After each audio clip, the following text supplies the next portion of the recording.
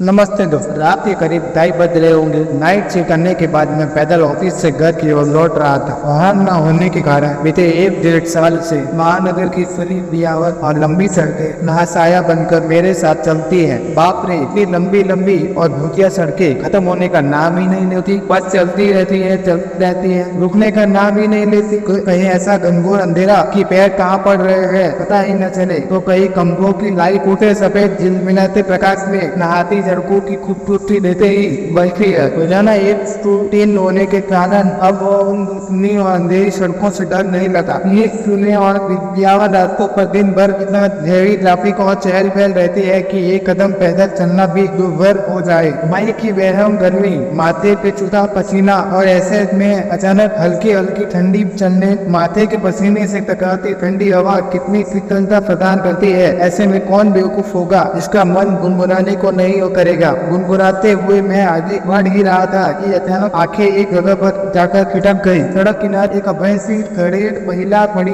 दिखाई दी। करीब 100-125 फीट की दूरी रही होगी। कंधे पर छोटा सा बैग रखा था, वही पैरों के पास भी एक ब्रीफकेस जमीन पर रखा दिखाई दिया। सफेद प्रिंट वाली साड़ी से जिस करीने से इससे पतला सिर ढक रखा था, इससे तो वो किसी भले घर की ही गृहिणी ही लग रही थी। लेकिन इतनी रात वो भी शहर के पीछे से गुजरने वाले हाईवे पर कुछ अजीब सा लगा। हो सकता है मायके या ससुराल वालों ने बस में बिठा दिया हो और किसी कारण बस लेट होने पर महिला को देर रात यहाँ उतरना पड़ा हो। भी शायद सवारी ऑटो या रिक्शे का इंतजार कर रही हो। लेकिन इतनी रात गए रिक्शा कहाँ मिलेगा? शायद घर का कोई परिजन गाड़ी लेकर आ रहा होगा। शायद सोचते हुए मैं आगे बहुत सही आ गया। नजरों से नजरें टकराई मगर वो जरा भी नहीं चेपी। मेरी आंखों में बराबर दिखती रही। भय का नामो निशान तक नहीं। वरना इतनी अंधेरी और खुली रात में एक अकेली महिला, कम से कम मुझे जैसे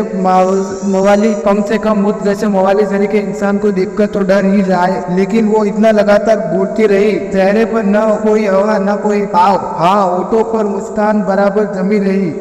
मैं ही जेब गया, मुझे ही नजरें हटाना पड़ी। कहीं ऐसी तो नहीं एकदम से सिर झटका दिया। होगी कोई मुझसे क्या लेना देना। मैं तेजी से कदम बढ़ाता हुआ अनजान महिला को क्रॉस कर गया। अनजाने डर और शर्म के मारे मैंने फिर पलट कर नहीं देखा।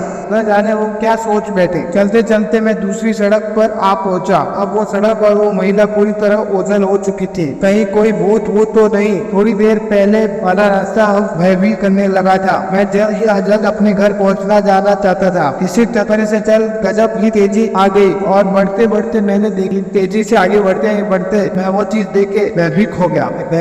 इतना भयभीत हो गया कि मैं दौड़ने लगा। तो दोस्तों, ये था पार्ट 1 में क्यों ये भयभीत होकर डरने लगा और इतनी तेजी से दौड़ने लगा। क्या चीज थी, क्या था जिसको देख के इतना भयभीत हो गया? तो हम ये सब जानेंगे पार्ट 2 देखने के लिए हमें लाइक करिए, शेयर करिए और कमेंट करिए। Thank you for watching.